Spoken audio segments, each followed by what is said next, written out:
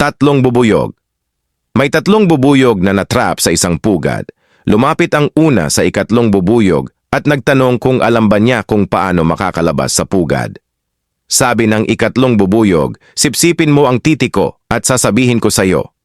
Kaya ginawa ng una ang sinabi sa kanya. Pagkatapos sinabi ng ikatlong bubuyog sa una, "Lumipad ka pa itaas at salpok ng malakas sa pinakaitaas." Ginawa ng una at namatay siya nang mabangga ang ulo niya sa pugad.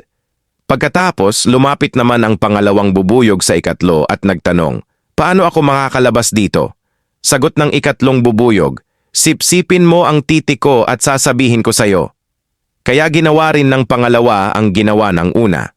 Pagkatapos, sinabi ng ikatlong bubuyog, "Lumipad ka ng mabilis hanggat kaya mo at salpok ng malakas sa pinakaitaas ng pugad 2 beses." Kaya lumipad ang pangalawang bubuyog ng ubos lakas at inuntog ang ulo niya sa matigas na dingding ng pugad. Agad siyang namatay. Ngayon, paano mo sa tingin nakalabas ang ikatlong bubuyog? Sipsipin mo ang titi ko at sasabihin ko sa iyo. Ha ha ha ha.